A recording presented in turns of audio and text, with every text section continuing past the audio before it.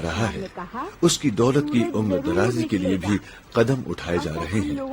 महत्वपूर्ण रिकॉर्डिंग्स को डिजिटाइज किया जा रहा है। कुछ लोग ताश खेलने लगे, कुछ ने आपस में गपशप शुरू कर दी और मैं एक पगडंडी पर चलते चलते पहाड़ के ऊपर पहुंची।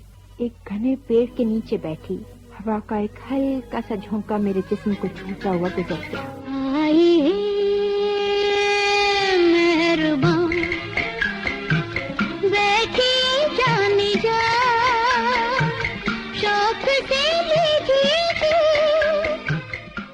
विविध भारती ने श्रोताओं से भावनाओं का एक बंधन जोड़ा है जो अटूट है और दो तरफा है। इसका सबूत है वो हजारों खत जो रोजाना विविध भारती को मिलते हैं।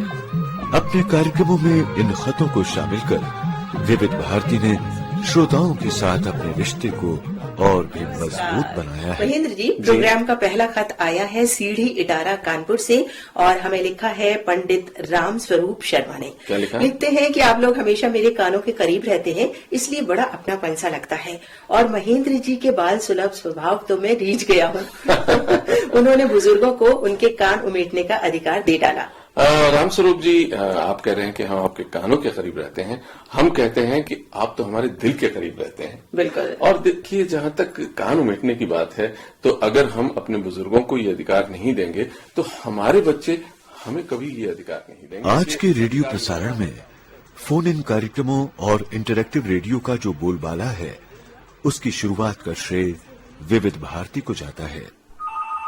हेलो हेलो फरमाइश। हेलो। हाँ जी। हेलो फरमाइश जी।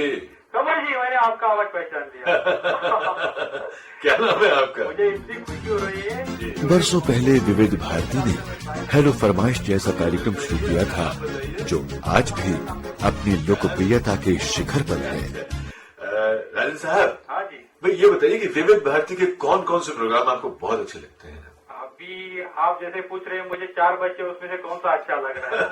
सभी प्रोग्राम तो अच्छे हैं। अच्छा। प्रसारण की रोचकता बनाए रखने के लिए विविध भारती की रचनात्मक प्रतिभाएं हमेशा कुछ नया करने के लिए प्रयत्नशील रहती हैं। नमस्कार, यूथ एक्सप्रेस कार्यक्रम लेकर हाजिर हूँ मैं, आपका दोस्त यूनुस खान। देश भर के युवाओं के बीच बेहद लोकप्रिय है यूथ एक्सप्रेस, जो नौजवान पीढ़ी का न केवल मनोरंजन करता है बल्कि उन्हें नई दिशा भी देता है। अपने प्रेमिका का नाम लिख देते हैं और साथ में खुद का नाम लिख देते हैं। क्या आपको लगता है कि इस देश की मॉन्यूमेंट्स के साथ इस तरह से खिलवाड़ करना सही है? तो ये चिट्ठी मेरे पास आई है सुमित्रा नागदा की, उदयपुर राजस्थान से। लिखती है, कार्यक्रम आपका बहुत अच्छा लगता है, रेसिपी और कांचन जी की झलकियां भी मुझे बहुत अच्छी लगती है। महिलाओं के लिए धारावाहिकों का प्रसारण तो अनेक टीवी चैनल करते हैं, लेकिन कहीं भी ऐसा कोई कार्यक्रम नहीं था जो महिलाओं के लिए हो और उसे महिलाएं ही प्रस्तुत करें। विविध भारती ने इस जरूरत को समझा और शुरू हुआ सखी सहेली कार्यक्रम, जो आज विविध भारती के माथे की चमकती बिंदिया बन चुका है। खासतौर से आप सबकी बातें, आपके बोलने का अंदाज और जो मीठी मीठी नोक झोंक होती है वो हमें बेहद पसंद आता है। नोक झोंक का क्या मतलब है? नोक झोंक मतलब जो हम लोग करते हैं, जैसे आप झगड़ने लगती रहती मैं? हाँ? विविध भारती की स्वर्ण जयंती पर जितना उत्साह प्रसारण कर्मियों में है, उतना ही उत्साह है इसके करोड़ों श्रोताओं में। वर्षगांठ पर जमाने की हर खुशी मिले तुमको, खुदा से दुआ करता हूँ 100 साल की जिंदगी मिले तुमको। मेरे साथ मेरे घर वालों की भी यही दुआ है रब से, छाए न कभी गमों के अंधेरे, हर पल रोशनी मिले तुमको। फिल्म जगत की जानी मानी वरिष्ठ हस्तियों का विविध भारती से अटूट नाता है। विविध भारती की स्वर्ण जयंती पर दिल खोलकर उन्होंने अपनी भावनाएं प्रकट की। मैं कोई 8-10 साल की थी जब से लाहौर के ऑल इंडिया रेडियो के साथ मेरा प्रोग्राम का रिकॉर्डिंग वगैरह हुआ करता था और मैं 10 रुपए के लिए प्रोग्राम किया करती थी। आज भी अगर कोई मुझे रेडियो के लिए रिकॉर्डिंग करने के लिए बुलाए तो मैं शूटिंग छोड़कर भी रिकॉर्डिंग करने के लिए चली जाती हूँ। क्योंकि जितना भी संगीत जो सीपा मैंने, जो भी उतरा मेरे जहन में, वो रेडियो के माध्यम से ही उतरा। खुद विविध भारती इस कदर कामयाब है, इस कदर पॉपुलर है, इस कदर हर दिल अजीज है कि मेरे कुछ कहने की मोहताज ही नहीं है। लोगों में बेहद मकबूल है और बेहद मशहूर है। बहुत ही क्लीन और एक फैमिली ओरिएंटेड रेडियो स्टेशन है, तो ये सबसे जुड़ जाता है।